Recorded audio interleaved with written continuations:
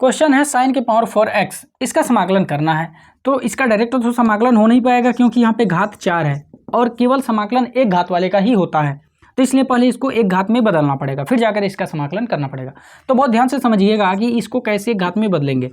तो साइन के power 4x है, तो इसको हम ऐसा लिख सकते हैं साइन स्क्वायर x और फिर इसका होल स्क्वायर। तो जब इसका होल स्क्वायर करेंगे तो साइन के पावर 4x मिल जाएगा। अब यहाँ पे हमने इसलिए किया क्योंकि ये जो साइन स्क्वायर होता है ये cos 2x के फार्मूले में आता है, तो वहाँ से हम इसको रिप्लेस कर सकते हैं एक घात में, तो इसलिए यहाँ पे हम ऐसा किए हैं। तो cos 2x बराबर होता है 1 - 2 साइन स्क्वायर x। अब यहाँ से हम अगर साइन स्क्वायर x का मान निकालना चाहें तो क्या निकलेगा, तो ये होगा 1 - cos 2x अपान 2। तो यहाँ पे साइन स्क्वायर के जगह पर लिख सकते हैं 1 - cos 2x अपान 2। अब यहाँ पे एक बात विशेष ध्यान दीजिएगा क्योंकि आगे वही यूज करने वाले हैं। यहाँ पे जब स्क्वायर में था, जब हमने इसको एक घात में बदला तो देखिए इसका एंगल डबल हो गया। यहाँ पे x था तो यहाँ पे एंगल कितना हो गया, 2x हो गया। तो ये प्रोसेस आप याद रखिएगा क्योंकि आगे फिर हम लोग रिपीट करने वाले हैं। अब यहाँ पे इसका स्क्वायर है, इसका स्क्वायर मतलब 1 - cos 2x का स्क्वायर अपान 2 का स्क्वायर, तो 2 का स्क्वायर 4 हो जाएगा। अब यहाँ पे a - b के होल स्क्वायर पे तोड़ेंगे तो ये हो जाएगा a का स्क्वायर प्लस b का स्क्वायर। तो b का मान यहाँ पे cos 2x है तो इसका स्क्वायर हो जाएगा, फिर -2ab यानी कि 2 cos 2x अपान यहाँ पे बटे में 4 है ही। अब यहाँ पे 1 प्लस, अभी देखिए ये तो एक घात में है, इसकी तो कोई दिक्कत नहीं है, लेकिन यहाँ पे cos स्क्वायर यानी कि यहाँ पे स्क्वायर में मिल रहा है, इसका मतलब इसको हमको भी पहले सिंगल में बदलना पड़ेगा, यानी कि एक घात में बदलना पड़ेगा।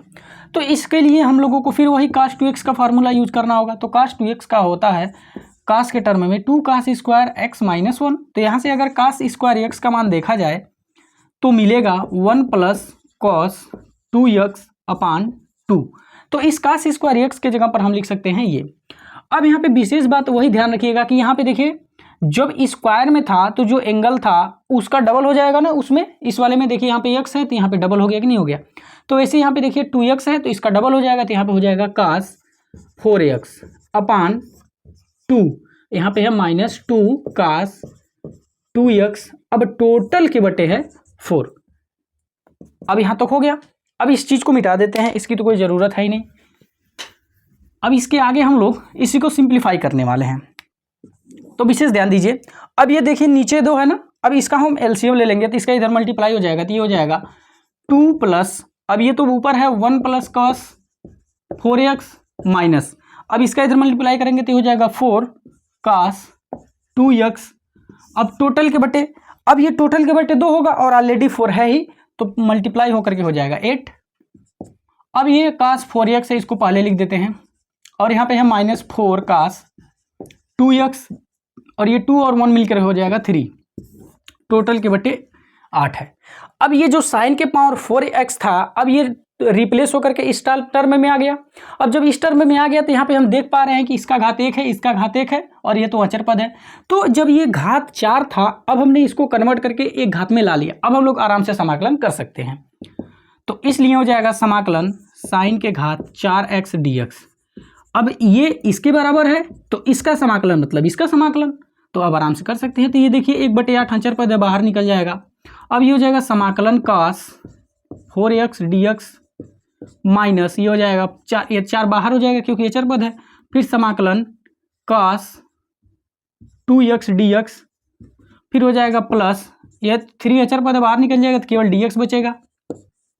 अब यहाँ पे 1/8, अब यहाँ पे कर लेते हैं तो cos 4x का समाकलन हो जाएगा sin 4x अपान इसका जो कोफिशिएंट होता है वो बटे में आ जाता है, माइनस यहाँ पे देखिए 4 sin 2x होगा, बटे में 2 होगा, फिर प्लस है 3 और dx का इंटीग्रेशन x होता है, फिर प्लस c।